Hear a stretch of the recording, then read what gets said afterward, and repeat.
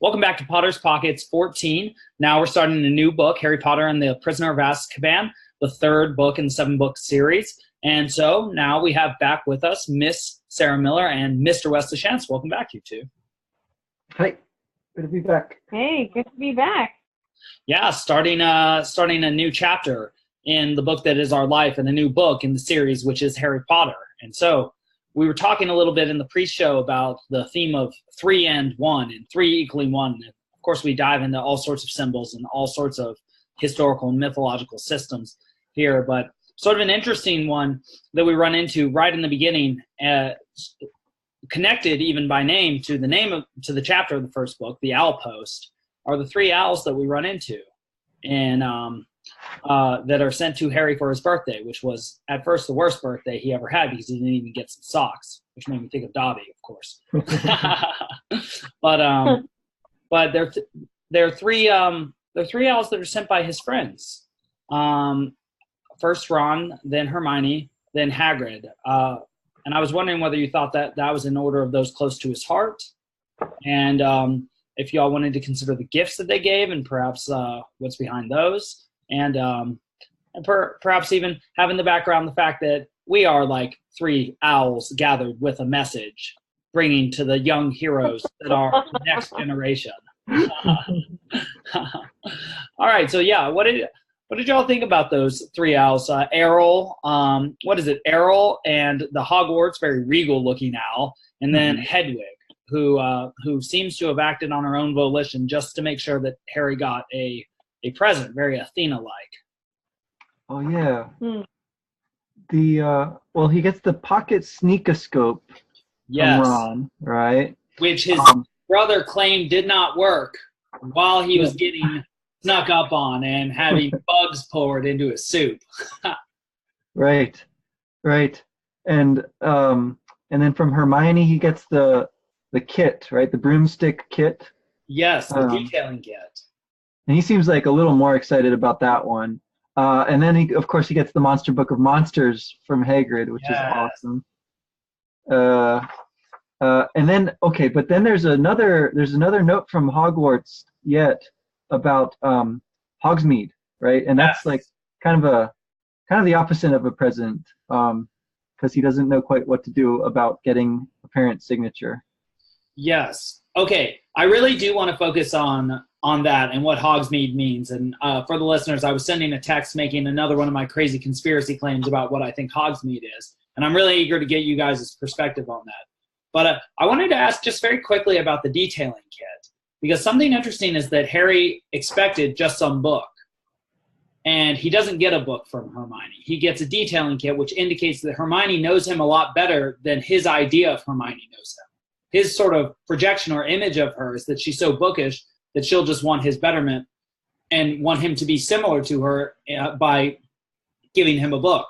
But in fact, she shows that she has real depth of character and sort of a mutable or changeable or discerning personality, in that she sees what Harry loves and she gives him something that helps him to maintain and enjoy and spend time thinking about the thing that he loves. I think that this is an instance of the character going beyond another character's perception of them by showing their discerning nature. And that is very much what Hermione has always been in this series, and that even in her choices of gift, she shows what she is. And I'm just always struck by her sweetness, sort of like when Sherlock Holmes shows concern for Watson. It's always interesting when a great mind shows a great heart like that. And, well, I suppose I wonder whether you all agree with that. And then we should definitely talk about Hogsmeade and whether it's what it's all it's cracked up to be, I suppose. I mean, can you guys answer a question for me, I guess? Did Hermione's present arrive at Privet Drive because of Hedwig? Or did she mail it through, like, Muggle Post? So is the question that Hedwig in some way, yeah, I guess, because Errol brought the present from Egypt. Ron. Yeah. So I guess if there's two things there from Hogwarts, how did her present get to him? It would be interesting to me if Hedwig brought it. Yeah. I don't know if that. I think she did, right? Like her letter says she's in France and she's worried about how to send this thing because it's like, weird and magical. But then Hedwig sort of appears. Yeah. Okay. I'm sorry. That's in her letter, but I think that's interesting, right? That I don't know, how would Hedwig know? I mean, Hedwig's magical, right? But this gift that I don't know. Harry and Hermione have like such an interesting friendship that she gives him this gift, like Alex, to your point, I think is really well taken, that she doesn't buy him something that she would like. She buys him something that he would like. Right. Whereas it really does seem like Ron bought Harry something that he would like. On the other hand,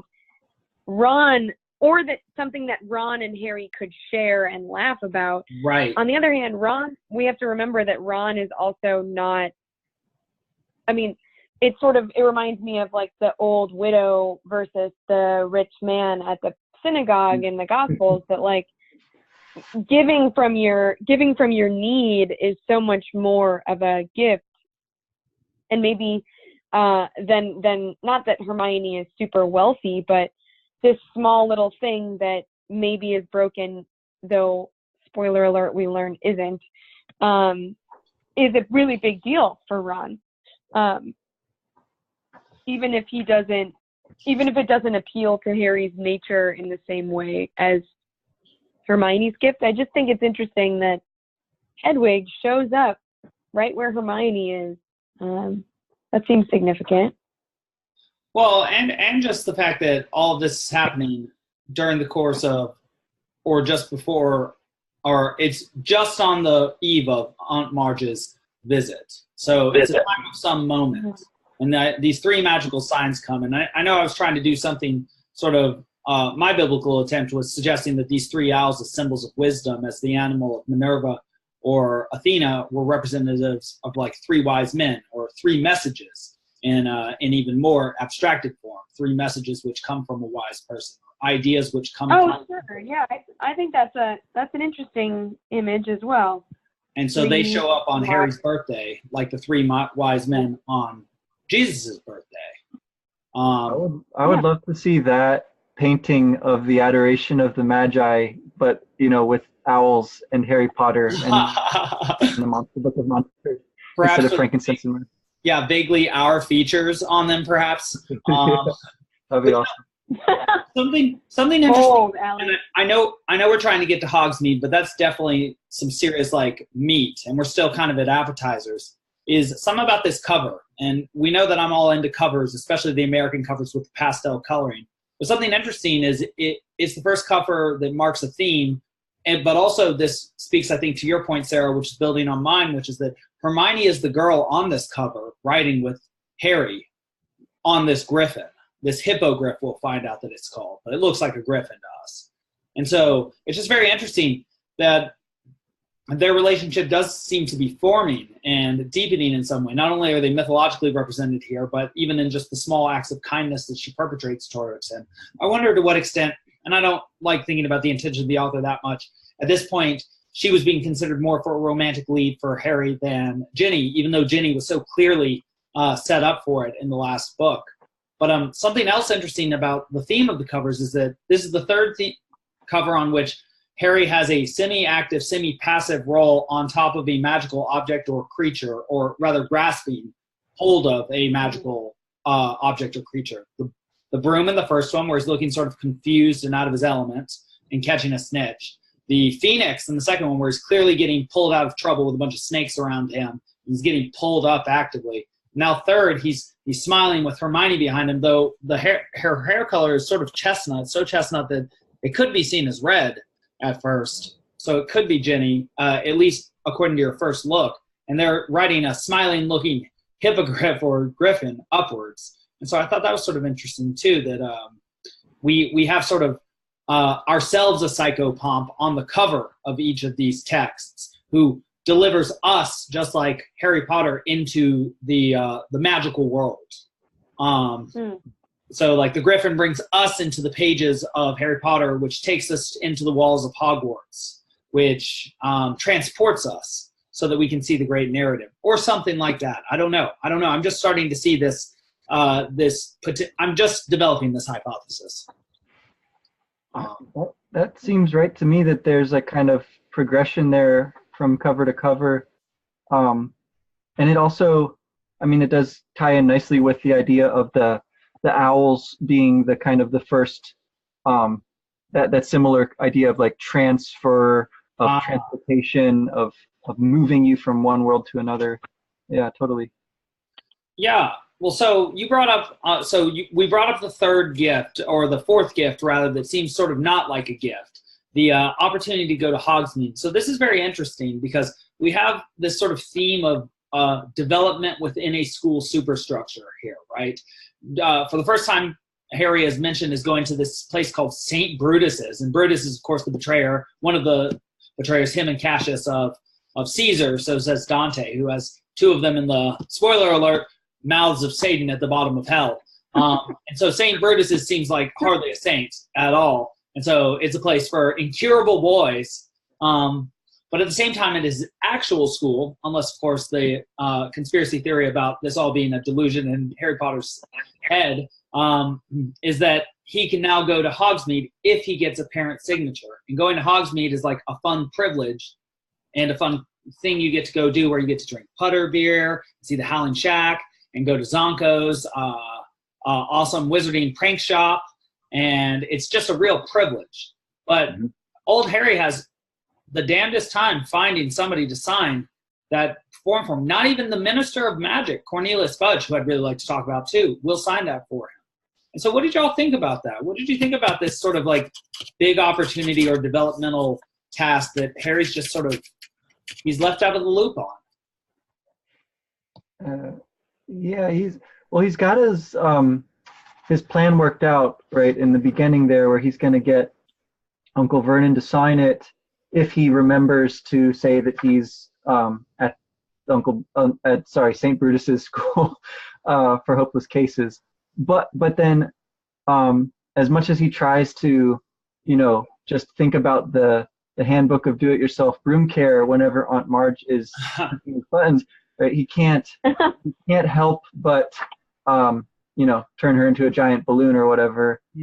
So that falls through, and then he seems to be like completely at a loss. Like Hogsmeade is the first thing from his mind. He doesn't know how he's gonna just survive until school starts. So it's interesting how quickly he goes from worrying about like this new privilege to worrying about like getting to school at all. Right. How rapidly he just drops like from second. that. Yeah.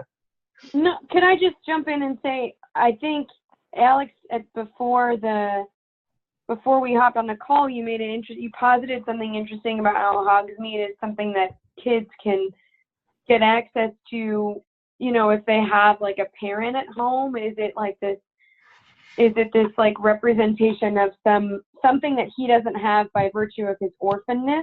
Right. And I don't know so much of the symbolism of that, though I'd be keen to learn more of what you meant by that. But yeah, I do think that one thing that we see in this scene is Harry suffers a very extreme consequence, a loss of the potential privilege, and to your point, Wes, earlier, he's forced on the run. He's forced into sort of a dangerous circumstance. Yes. I mean, getting on a bus where you have to lie about who you are, and it's the nighttime, not to mention the dog, and and it's all because he lost his temper, right? Over something that I think a lot of kids would lose their temper over. And I wonder if maybe a more like less symbolic and more just real world, primary world connection to that would be that kids who are in more broken circumstances suffer the consequences of something seemingly ordinary or normal, but in such an extreme way. So I'm just thinking like a snow day, for example. A snow day is an enormous annoyance for a kid, or for it's like a place of deep joy for a child. But for a parent who works, shall we say, a snow day is kind of annoying because, like, what are you going to do with your kids? But for a student who relies on free and reduced lunch and breakfast to get 3 full meals a day, a snow day is actually like a deep, extreme turn for the worse. That like when you're on the margins of society, you just experience these external things with much greater intensity. And again, this is not an external thing for Harry. This is an internal thing. He lost his temper. So should that really, I mean, how many times do kids lose their tempers? All the time.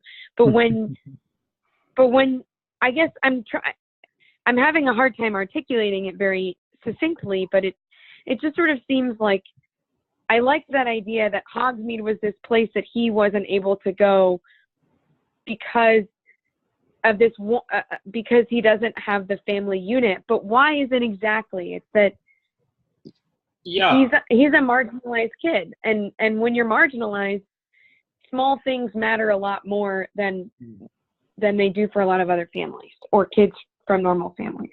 Well, it's interesting. I wanna think about that from that angle, because there are just a couple of things. I might see it in this way, that that what Harry represents is how an orphan or somebody not with a complete family views a situation in a different way from somebody who has the complete situation. And so, just as sort of mythological amplifications, people who also have trouble with rage and come from incomplete families would be Achilles, whose rage begins Western literature, who grows up without his mother, and in fact is raised by a centaur, a mythological creature, not his father, which means that he essentially was an orphan. And he shows it in his sort of immature behavior, his inability to think about the future at times in ways that Harry manifests himself, thinking himself an exception to certain rules that other people, perhaps with full families, well know are rules and will be followed and rewarded. But also the example of Aeneas from the Aeneid in the very end of that text. And so perhaps Virgil suggesting that he's ending Western literature or having the final moment. Fortunately, perhaps for him, Dante showed up afterwards. But he has Aeneas given to rage, who himself was a child of Anchises, but also Aphrodite, meaning that he did not have a mother. And so he also gets into rage and thinks in the short term kills a potential ally just to give into that. And so I think that theme of coming from a broken circumstance and because of that being more susceptible to the potentially more powerful manifestations of rage in your life, keeping that from potential success would be a major, major mythological theme to light on here, because what I think that would suggest is that if you are in a broken circumstance, everything is harder. However, if you can not give in to rage, you can be more successful in life. And so it's almost as though, you know, I mean, this isn't necessarily true the other way around, but it's almost as though, is there something about, like, I don't know that necessarily you need like a 2-parent household for this to be the case, but is it necessary, or to, you know, are there certain things that we learn in a family that are all the more difficult for you to learn somewhere else? And I think your point that, like, Harry really struggles with rules, and it's odd because he was like subjected to so many tortures living it with the Dursleys, but he wasn't really taught to distinguish between what are the rules that you absolutely have to follow and what are the rules that you can sort of bend, right? And I'm just thinking about my own family life growing up, that there were varying levels of rules and varying levels of interventions and all of that. And It's maybe very not sophisticated. maybe not having like that relatively normal family. I mean, who is it? Tolstoy, who says like all happy families are alike. Every unhappy family is unique in its own way. I'm paraphrasing, but I think it's the beginning of like War and Peace or something like that. But that he's not raised with the capacity to distinguish those things. So eventually, when he does navigate his way into Hogsmeade, it is through like a complete repudiation of rules and pure cleverness and mischief for him to get there. Like Tom Riddle. Oddly, yes, I suppose. Yeah. Anyway, I think that's an interesting line of thought. I'd never thought of the Achilles and Aeneas connection. So that's really apt. Well, just something to add to that, and I'm not trying to cut you out here, Wes. I want to hear what you have to say on this too. But I was very tempted to use a personal example about my own self. I do come from myself a broken family. And both of you, having known me at St. John's, understanding the micro strategies and sort of micro behaviors that build trust between people that you have to do in order to maintain, social contact with people and maintain relationships were very hard for me to learn, which led to me dealing with a lot of rage. Because, when you cascade, when you don't have those sort of behavioral strategies for how to appropriately act in a situation, it's very easy to hit an emotional reaction. And especially for like a young guy, that's often like an angry response. And so I understand the Aeneas myth and the Achilles or Achilles myth appeal to me precisely because I felt that. But also to your point about sort of the broken family. I'm sorry, I went on that tangent and I'm losing my actual train of thought.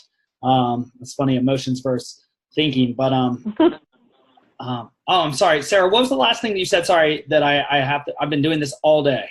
Oh, just like scales of rules, like is what I was talking about. That there are certain rules that you learn that you can break or bend, and then there are certain rules. Yes. So I was going to say that we should look to the families that we have in the Harry Potter verse as examples then, like the Weasleys, because I think we learn what Harry learns from them, and something that I don't think I've ever noticed him doing, and this is sort of interesting because I can see this in my own life, is that his friends, because they're well socialized and have these families that have taught them sort of how to share, send him gifts. I don't know that I ever see it mentioned that he sends them gifts or remembers their birthdays. But they make a really big point of contacting him, and each one of them also says, hey, don't let the muggles get you down. They know he's in a bad situation, so it's almost like he doesn't have those social niceties that they've learned, and so they give him the benefit of the doubt because he's a little more raw, like you're saying. It sounded like you were saying something, Wes. I'm sorry. Oh, well, I was interested in the Marge side of things here. Yes. How that would fit in with the like the epic examples of Achilles having a prize taken from him, right. And Aeneas, he's enraged because he sees, right, like again something that reminds him of something that has been taken away. Yes. Palace, isn't it? And so yes. So in this case, what Marge is taking away from Harry seems to be the truth about his family, right, and about himself too. Like, he has to put up this facade, and he ultimately, I think it's probably ultimately good that he doesn't, keep lying, and eventually, right. he's giving into his anger here. I don't know that.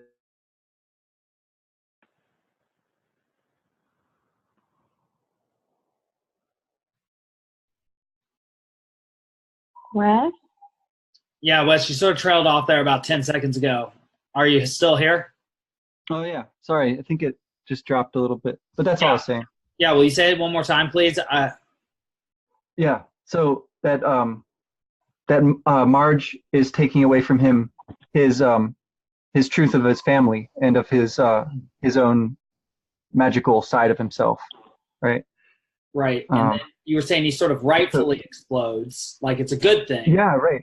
As a reader, it is very cathartic that he finally lets loose after he's been holding this. It sort of seems like a lowly deal at first, right? Like he's like getting this functional thing, but he has to deal with the indignities of the untrue. Yeah. And it's like it's not a good deal. Like when I feel it right now, my 12-year-old self is like, that's a crappy deal. Don't do it, Harry. Mm-hmm. And I can't believe you did it for so long. And you know what? She got exactly what she deserved. People are pretty good about getting what they deserve. Lucius losing his house elf, and later what we'll see Professor Umbridge get is, well, that's mythological in scope too. I'll talk about the Lapras and the Centaurs and the attempted abduction there. But yeah. I think the way that she gets what she deserves is like such a nice such a nice image for what he's feeling, right? She's like, a windbag. She literally blows up, right? Like, oh yeah, not into many pieces, but she does, like, she gets blown up. And yes. I mean that's what he is doing emotionally, and yes. I think you're right, Wes. I think that his anger is righteous, but I think it's interesting that also he's getting gifts. I guess I never really noticed that we only hear about Harry's birthday and Harry receiving gifts. It's so un-Hobbit-like, but that can't wait for that. Wait, tune in, listen. Yeah. But both Hermione and Ron, who come from very different families, Hermione's an only child and a Muggle. Ron is one of many and magic, and that, like, I think that means that families can look like a lot of different things, but that there's no one way for a family to look per se, but that Harry's family, or so-called family, they have they've punted on their responsibilities because Marge is part of the problem, but the other part of the problem is like Vernon and Petunia perpetuating lies about their own family members, right? To basically lie to their own family. Right. And I think that, that to me is a toxic element of their family that, again, Vernon deserves all of the things that he gets. I don't know so much about Petunia, but I think it's weird. I think it's interesting what we're lighting on, that these two young kids seem to, by nature, do these things for Harry, and they come from such different backgrounds. I do want to get into that, because I think the idea that families can look in a total different way, one different from another, kind of like how teams can look in many different ways, but they still accomplish the same goal. So potentially you think of a family as a unit that's meant to encourage a child optimally so that they have the most potential success in terms of, adaptation and skill development growing up, that so long as the family does that they're really going gold. But something you said about Harry's family is that they're based on a lie, that they keep up appearances, that they lie about the death of Harry's mother and father. They lie about what they were. They lie about where Harry's going. They're liars. And that's something I never noticed myself until you brought it up just now. And that I wonder to what extent Lord Voldemort, the magical principle of evil or embodiment of evil in this world, is the embodiment of the lie that Harry's nuclear family tells at home, which is about his true nature, and which they refuse to see. And that's sort of like the ultimate lie, the lie that they tell him to keep him from understanding and fully manifesting himself. And in some ways, and I'm not trying to make this point really strongly, it did strike me as some of this writing was like sort of for like a young gay male or something like that. And I'm not trying to say that it's only that or that it can be reduced to that, but there is a strong element of, and that just, I think that sort of lifestyle seems to have the spotlight right now, that like there's somebody whose nature is not understood by the family, who's trying to understand himself and is trying to branch out and learn about himself, who's being totally repressed and is ashamed of by the family. And I think there are other examples, but I don't know. That just jumped into my head as well. We don't. But the lie, even more than that idea, because that was a tangent, is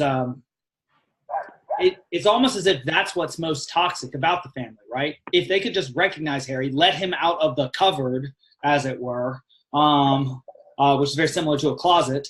If they could let him out of that, then and recognize his existence and recognize him for what he was, it's almost like, I mean, who are even these people that they're so worried about the opinions of? You never see them have guests except for a boss from employment and Marge. Not that we get a ton of, and we get full summers at Privet Drive, right? So even their desire to keep up appearances seems to be, in some idea, a function of them trying to maintain a lie. The lie that people care about how they look, and that people's opinions about how they look should dictate how they treat an anomaly within their own home, their own flesh and blood.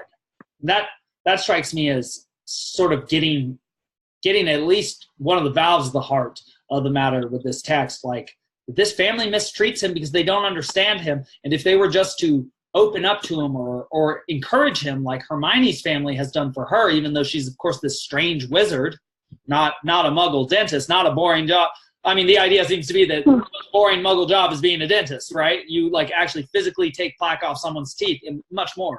But it's not as magical as, using a wand and making poof, things appear. Though, of course, it's a doctor level degree and I have a lot of appreciation for dentists. That said, Hermione is encouraged.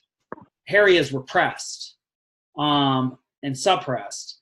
And I just wonder if it's a comment sort of in that vein that it doesn't matter how anomalous someone in your family is, you have to make it work with them. And that's the most important thing in the world. Yeah, what do y'all think about that? I don't know. It's, again, another first pass approximation. Well, I think about it from Dudley's point of view here, right? Like how much he is fawned upon by his mother and his aunt. Another lie. Because he's disgusting.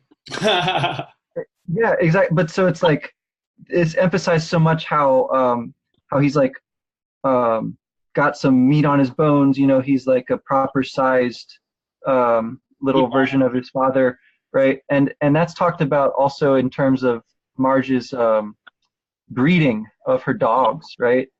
So there's again that racial or racist element that's kind of brought in under the guise of the dog breeding, right? That she says bad blood will out.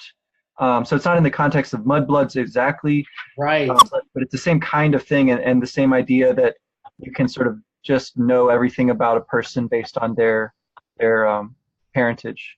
Right. I thought that was interesting. That like, I saw more of a parallel, and especially now as we're having this conversation, there's more of a parallel between Marge and the Malfoys than there is between the Malfoys and the Weasleys. Right. And there's more of a parallel between the Weasleys and the Grangers than there is between the Grangers and the Dursleys. And see, I think that's so exactly again, the point. Yeah. To this idea that like, I think what that does is it disproves the idea of blood as like a relevant concern in evaluating somebody's actual worth. What it certainly does, though, I think is like, I don't know, it's not as though where you come from isn't important, but like Dumbledore says, it's not who we are, but our choices. And I think, Alex, you said before, like if your family is good if it sets you up to, achieve maximum success or whatever. But I would say that like if it sets you up to have healthy human relationships, that's certainly an important part of success. I mean, we deal with humans at all times, all days. And I agree with that completely. Something interesting about what you noticed about how the families can look so different, but they each seem to be having success. Ron's being poor, but with many children, and they're being magical, but then winning the lottery and having this awesome trip, and thus being a successful family. Whereas Hermione's family seems to be very, sort of economically sound, stable, smart, Muggle lifestyle, like the opposite sort of lifestyle from Ron's, but still producing a very magical child.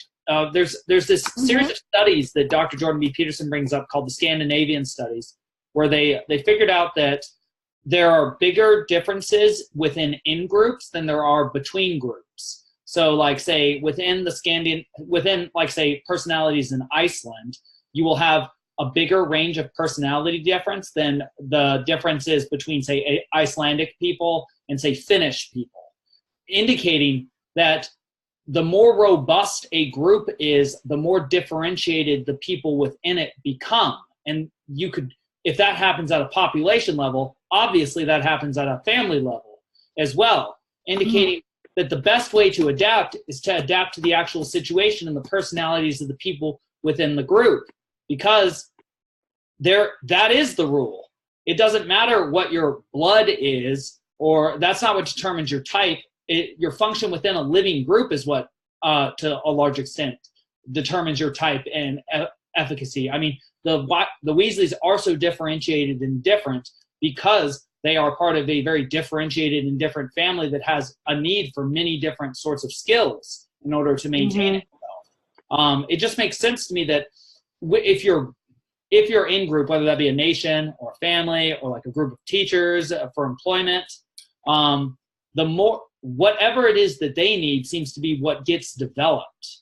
And that rather than seeing things from sort of a mechanistic or sort of willful, we will tell you what you should be, sort of traditional perspective on things, I think the most traditional, most logical, and most like even evolutionary perspective on this is that we need the people that can do the jobs that are necessary right now, and that seems to be what groups are good at producing. That seems to be what both these very different families have produced, which makes them, in my eyes, successful. And that's what leads to like sort of a successful society, whereas the Dursleys have not accepted the specific and special gifts of Harry, and thus have not accepted the conditions in the world that he has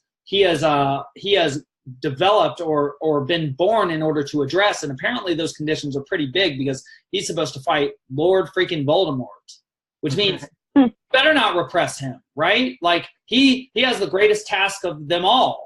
He's got to take the Ring of Power to, Mount Doom. He's got the biggest task. And so it is the biggest problem that he goes unrecognized by his family, because it's as if he exists to address the problem which they make of his existence for themselves. Well, so can I posit something else then? Please. Because I know we've been talking about the Dursleys as Harry's family, but just sort of picking up on where we started this, which was with like the three owls. Yes. And considering these three people who sent him all gifts for his birthday, you can have a family that you're related to, right, and that's great. But you can also you can cultivate a new family, not that one that replaces your blood family unless you want it to, I guess. But I know people talk about choosing your family, your friends are the family you choose, something cliche like that you stitch on a pillow or whatever. But the point, the idea that he gets these owls, all three of which look different, all three of the letters have different scripts, have different, like you said before, they have different endearments at the end. They have different content, different gifts. And I wonder if there's something to be said for well, it's kind of good that they all got them something different, that Hermione's gift was so much different than Ron's gift. There's just to your point earlier about that, that research, that there's a utility and almost like a necessity for this what looks like a strange and burgeoning new family for him. Right.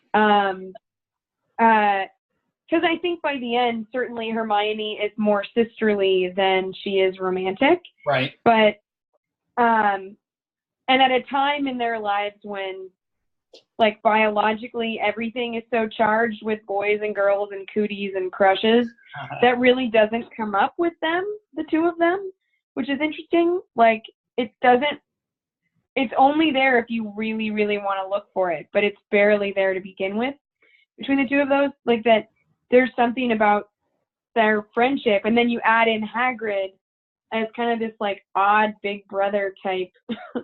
And I would offer, yeah, like really, really big brother.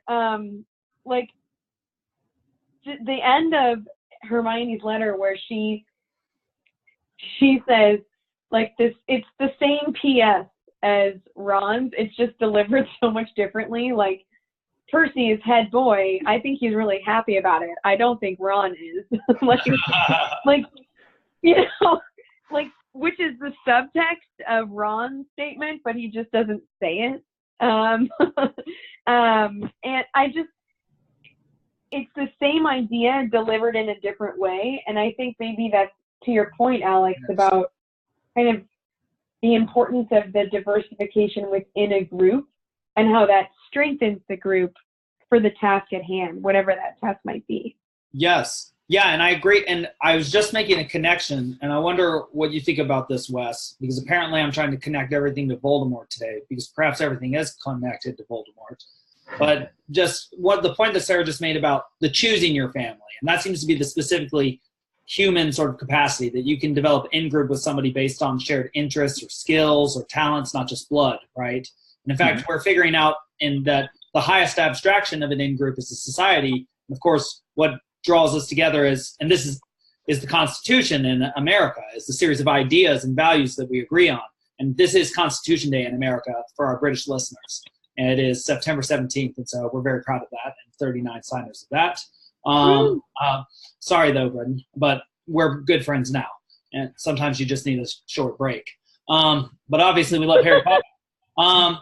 But just something about Harry, even though he doesn't have these sort of skills yet, or potentially we're supposing he might not have the skills that somebody who grew up in a functioning family or an encouraging family has, is that his choice seems to be to try and create the new family, right? Just like he makes it at Hogwarts. He makes it with the Weasleys. He makes it with the Quidditch team. He makes it with Hagrid. He's trying to make connections. He seems in this way opposite from Tom Riddle, who himself was very clever and tried to work through his cleverness to get past the fact that he was an orphan, and also loved Hogwarts because it got him away from the Muggle world. But what he chose to do was to break apart families through killing people, through murders, terror, and to break apart himself through what we'll soon find out are called the Horcruxes. He seems to have, rather than recognizing the fact that he was limited by something, by the fact that he was an orphan, or that he would always feel pain for not having something that those around him had, even who were weaker than he was, that even magic could not cure this pain. He tries to sort of deny his nature, right? He tries to break himself apart, turn himself into something new, something no longer subject to the rules of nature or humanity, something purely magical. Whereas what Harry seems to realize is that magic is just another avenue by which to connect to people. That the real magic is, friendship, connecting, developing that in group, being pro-social, and that's living in accordance with like sort of your nature or your nervous system, because you're not always emotionally dysregulated.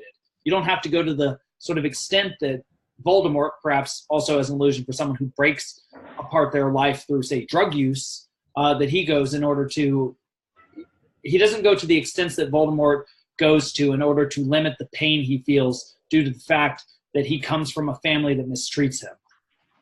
And it's almost like he's just a different way of dealing with that sort of childhood trauma, that you don't have to give in to the violence, that you can become more, even if you don't start with the same set that everybody has.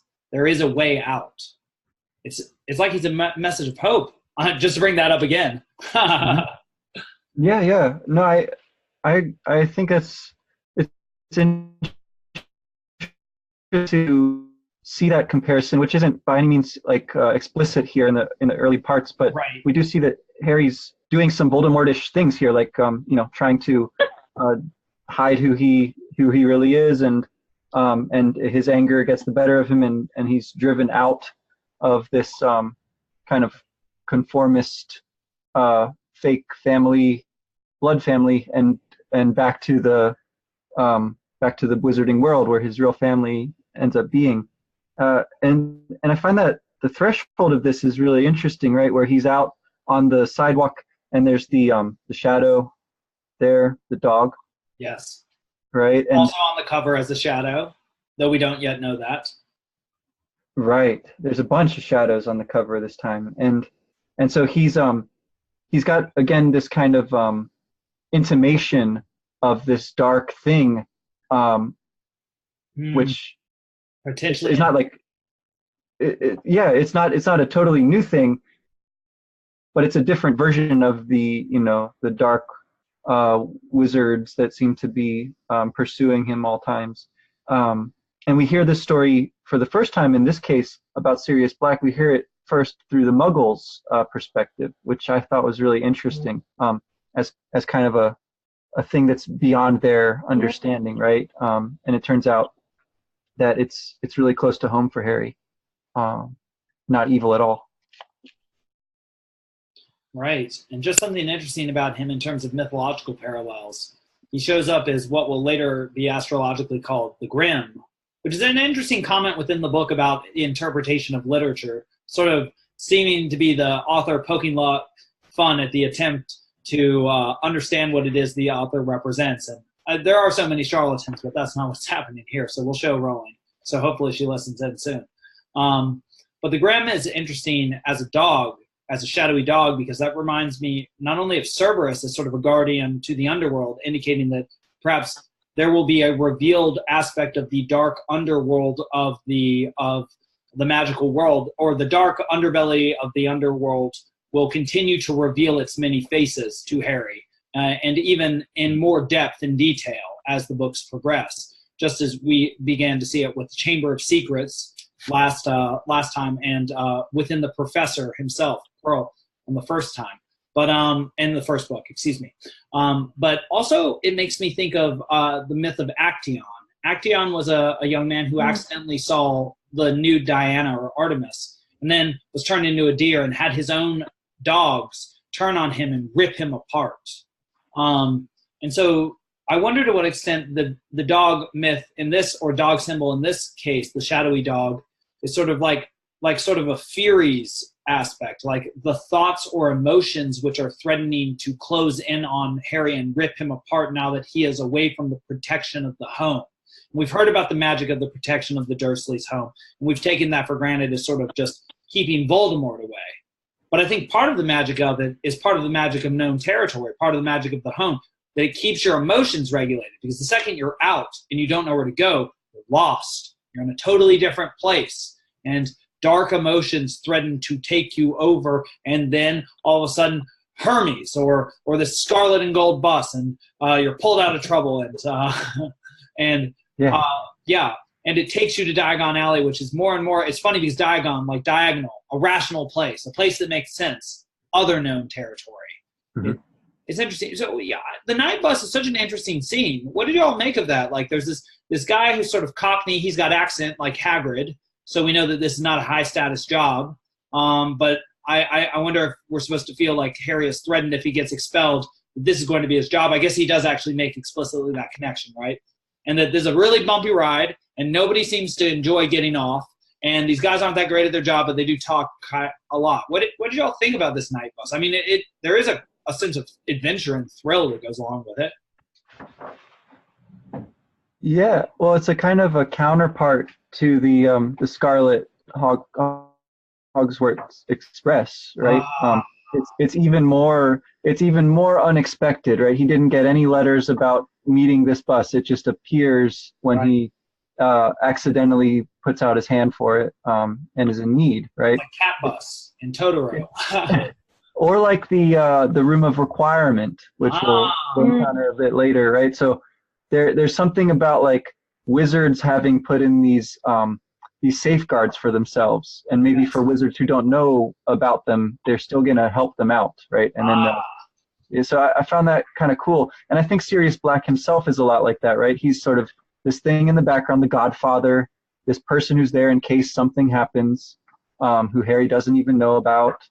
And it's ironic. It's really ironic that the bus appears and takes him away from meeting Sirius Black finally. So do you think, I mean, because I think Cornelius Fudge is another example of that sort of father and great father in the background who is doing things, he's taking care of things that Harry doesn't know. Like, he gets his room, he makes sure that his luggage is going to come, he takes care of his family situation, he deflates his Marge. I just want to say this quickly, and then I'll let you go, Sarah. It's I wonder to what extent these are manifestations of the laws, like laws of society. You mostly don't see them, but they're certainly working to protect you at all times, even though you don't fully understand them. And so that maybe the laws then are a symbol of the sort of great father or the protections of society or known territory. I don't know. It's very interesting what you just said, Wes. Yeah, Sarah, where are we going? I'm sorry. Yeah, no, I thought that was really interesting. What you just said, Wes, like the interesting, like that the night bus is like this interesting foil or derivative maybe of the Hogwarts Express.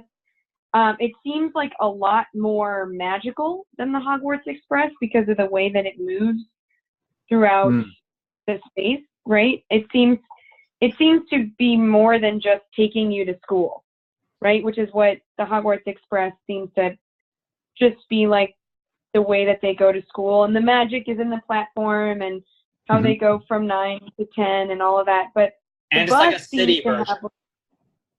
The bus seems to have like a lot more magic.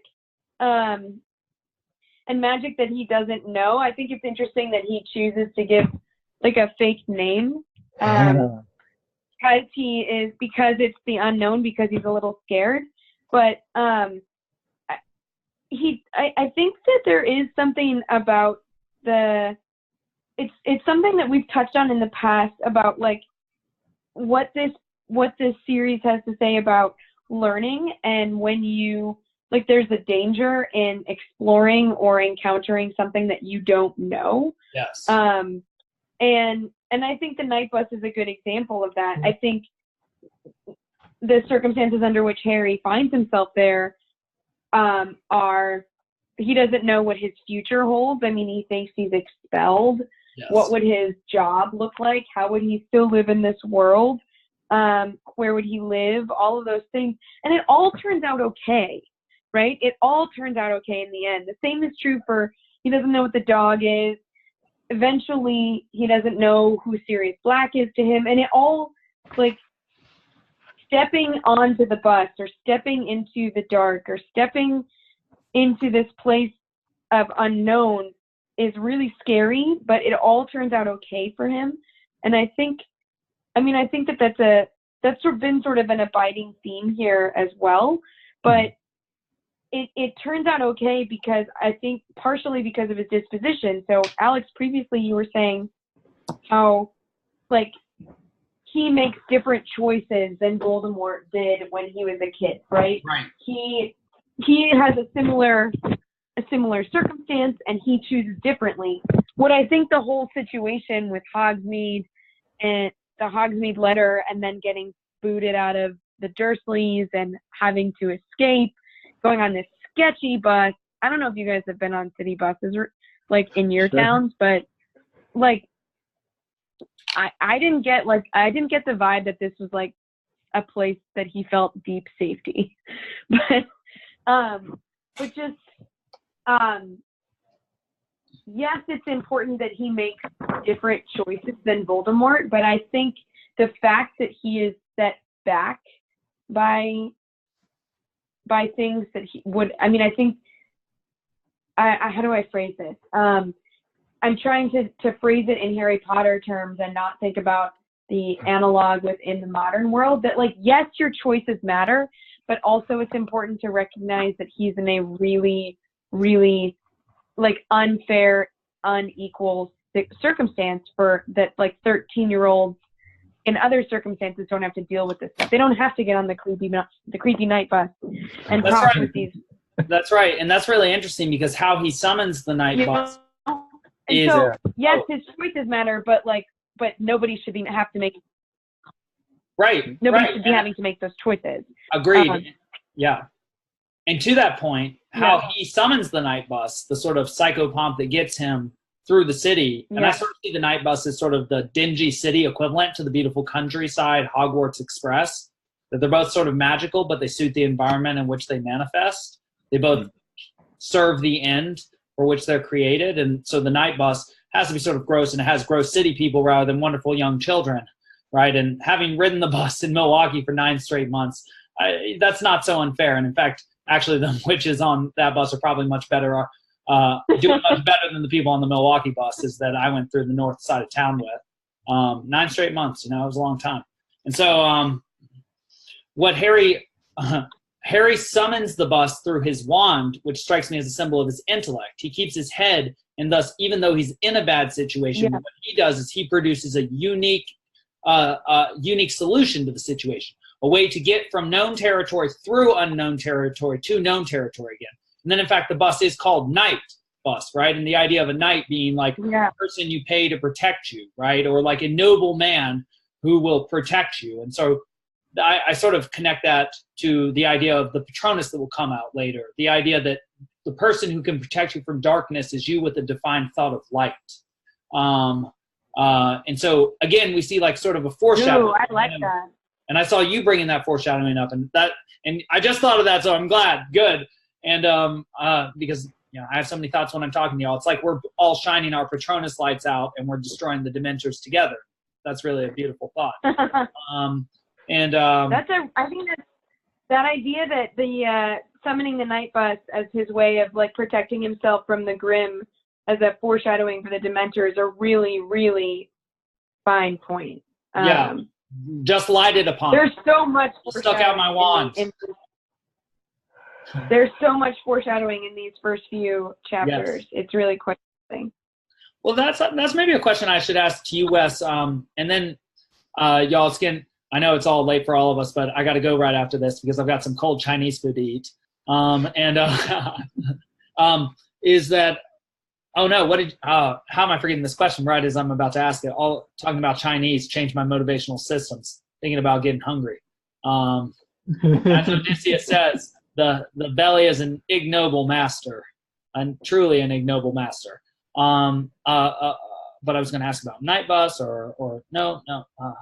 Foreshadowing. Excuse me. Yes. So Wes, something that we were sort of griping about in the last book was that it sort of seemed like we were circling around saying, especially you and I, the idea that to some extent it seemed like a cookie cutter repetition of the first book that she sort of artificially introduced some new elements into that never quite felt natural and didn't hit with the same effect as the first one. And even if we don't still believe that, it kind of seemed like we were saying that in former podcasts.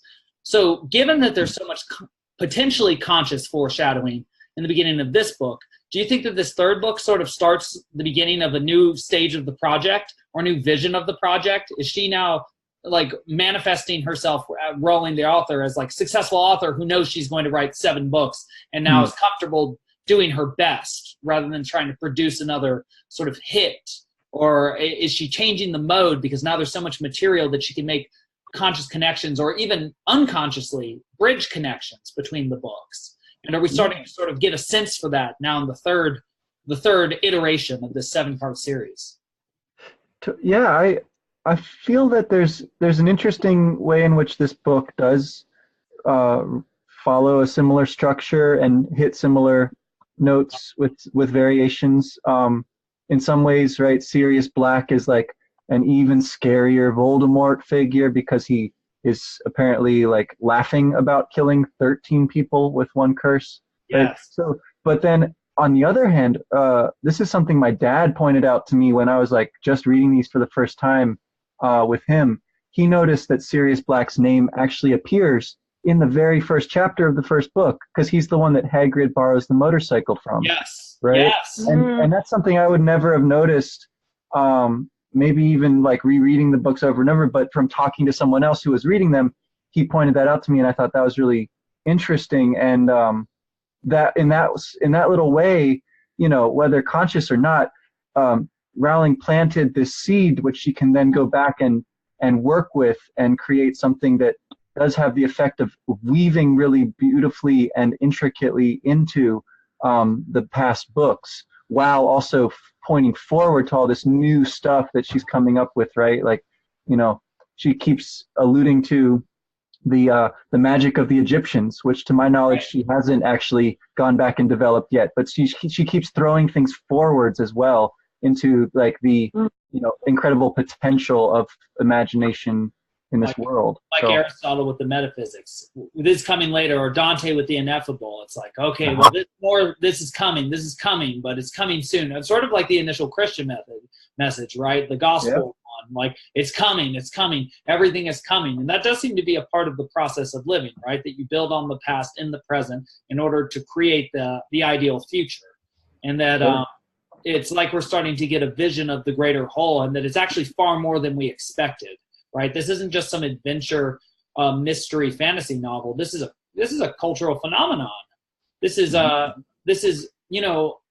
religious experience for some people. They go on these pilgrimages and camp out, just like for Star Wars, to get this book as fast as possible. It's like this is insanely motivated behavior, right?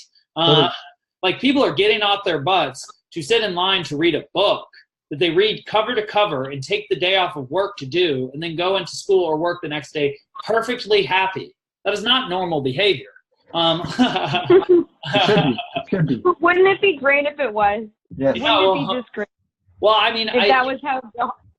Yeah, I mean, I do think that that's why we create art and create magic and create things like this. I think that's why the pyramids exist, because I would rather live in a world with pyramids than one that didn't have pyramids. I would rather live in a world with Harry Potter and great things like this. And, I think that's why part of, my Patronus charm to this project is to try and light up on the beauties of the magical world, or what we call society, and the many things that it provides for us. I think that's part of the true magic that transcends even a universe that has what we would call real magic. And perhaps, I don't know, and this could go as a hypothesis too, the greatest magic that exists across all genre, and that's the magic of friendship and being amongst other humans and striving towards a good goal that brings people together against all the evils that try to tear you down. And I'm not trying to be all September 11th about that, but I do see a sort of element of protecting the Tower of Babel in that effect, or in that way. And I did recently have to lecture on September 11th. I was proud to, of course. But it was something I talked with about my students, and I told them about Dante, and I told them that Dante would tell us to be very careful, because he knew a Rome, and he knew what it was to be in Florence instead of Rome, a fractured state, and that he knew well the cost of the falling tower. And so, I don't know. I'm glad that we have this magical world to share between us. Yeah. All right. Well, y'all, do you have any closing thoughts before we cut off today? We went past our 40-minute or limit. I haven't bought the professional version yet, but Zoom let me know with about 5 minutes left that it was doing this one on. It was spotting us a few minutes. It was going to throw this on it. It said unlimited minutes this first time. So thank you, Father Zoom. All right. Dumbledore was with us.